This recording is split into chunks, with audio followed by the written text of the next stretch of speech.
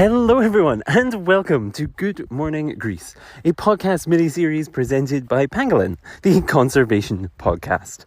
I'm your host, Jack Baker, and just like yesterday, just like the day before, this week we are doing something a little bit differently. I am coming to you live from a beach on sunny Zakynthos, where I'm going to be telling you all about some of the incredible flora and fauna of Greece, a country that I love so much. And I am going to start the episode. I'm going to be talking about marine mammals today, but I'm going to start the episode by this is the wonders of nature. I went out for a walk this morning and I've just seen a little turtle head pop out of the ocean. I'm speechless. We covered turtles yesterday, but I had to tell you, I was just having a little walk along, and then all of a sudden I see this thing moving in the ocean, and I think I'm either about to get eaten by some kind of siren or sea creature, and it just kind of up it pops its little head for a little breath, and off it goes again. What a morning. What a morning. Sorry, I had to tell you, I'm so excited.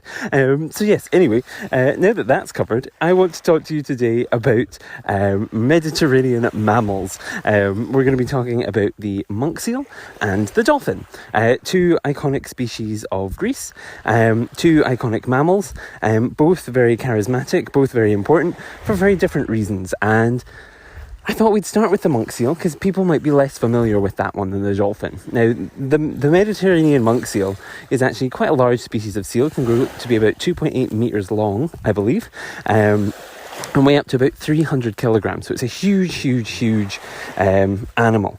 But it's actually critically endangered. There's only 250 to about 350 estimated to be left in the wild.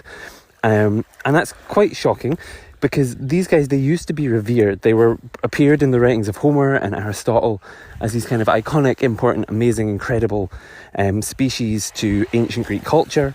But now they are locally extinct across several countries in the Mediterranean, including Spain and Italy. And yeah, it's kind of this sad tale of like, they are so important, but they have been declining. However, this sad tale does not have a sad ending, hopefully, because there are now laws in place to protect them. These guys are bouncing back in a couple areas. They have huge areas dedicated to their protection. There's research going on to help protect them across the Mediterranean, which is really important and really exciting. Just to give you guys a little bit, I feel like I've told you the conservation message, and you're probably struggling to picture them. The reason I love them so much, and aside from their important relevance to kind of myth and history, and is that they are an exceptionally interesting species to look at. They're very big. They get the name monk seal because they're kind of greyish, brownish kind of coat. Actually, it looks like the robes of a monk, so they get their name from that. And yeah, they're an exceptionally bizarre but cute, rounded, puffy-looking species, which I would recommend everyone go and look up a photo of, because they're exceptionally interesting looking things. They're very cute. And yeah, very endangered. They haul up in kind of cave areas. They kind of hop up there to kind of hide themselves away, get out of the water for a little bit, have a rest, which is quite interesting. And yeah, they're just a generally charismatic little species, which I don't think that people talk about enough. So I thought I'd give them a little bit of a highlight here. I've never been lucky enough to see one myself, but if you have, tweet me or Facebook message me, tell me about it, send me a picture, because I'd love to hear about your experiences. They're an exceptionally interesting little species.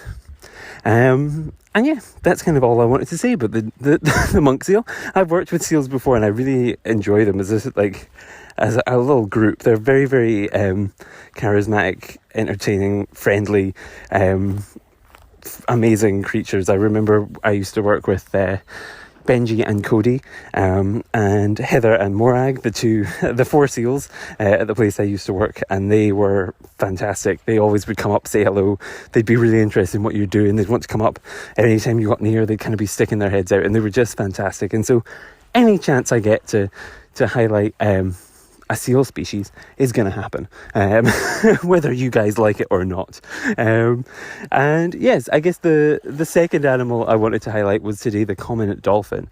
Now this is actually one of the national animals of Greece, and that's because it's throughout history and mythology, it's come to represent hope and kind of this goodness and compassion towards fellow man, because it's been used a lot throughout mythology as kind of this rescuer, as this protector of people at sea. And with there being so many islands around here, and kind of encompassed in Greece, it makes sense that it be this kind of national icon, the animal that protects you on your travels between them. I'm not going to spend a lot of time talking about the conservation kind of stories of dolphins, because I think they're very well told. They're kind of these, there's huge amounts of research goes into dolphins. We've actually got an episode with Tilen Genov of the Mariganos, the kind of who is working on the protection of kind of dolphin species. So you could go and listen to that if you want to know more in their kind of conservation in depthness. I don't know if that's a word, but there you go.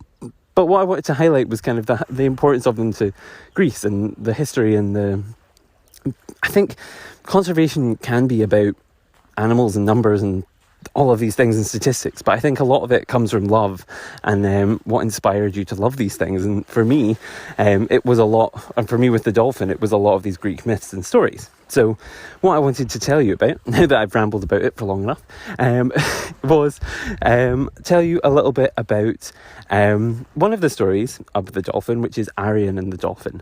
And Arion was, in ancient Greek myth, the finest musician in the land. He was matched only by Orpheus, perhaps Apollo. Don't want to be smited by the god Apollo.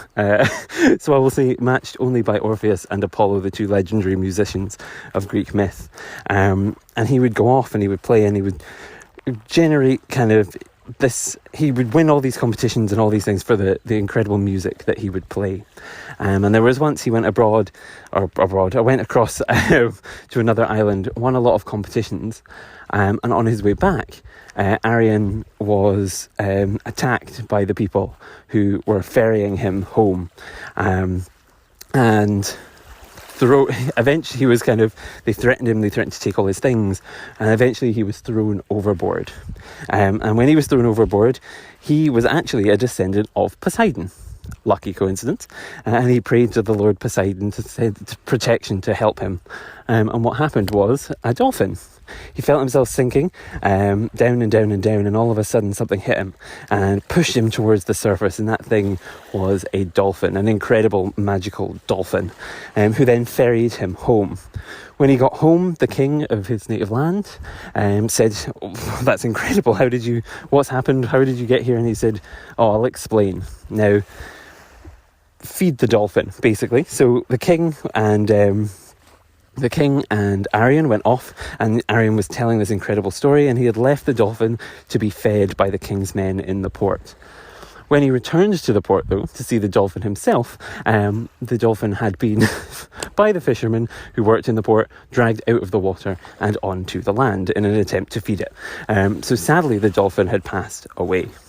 Now, because of that, they erected a statue in its honour for saving the life of this fantastic musician. And the story goes on to explain how then one day pulled into the port the crew that had thrown Arion overboard.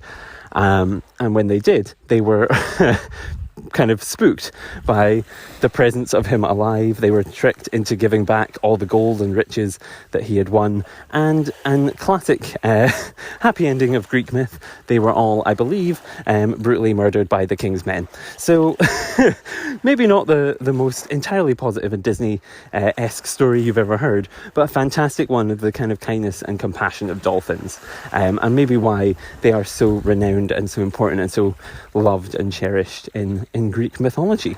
And so, yeah, I think conserving these animals doesn't just go to conserve the kind of species itself. It goes to conserve these myths, these legends, these stories, the history that goes along with them. And I think that's so incredibly important and magical and fantastic. And that's why I wanted to share about a kind of conservation-y species today that has an interesting conservation story, the Mediterranean monk seal, and one that has a kind of historic story as well, being the dolphin.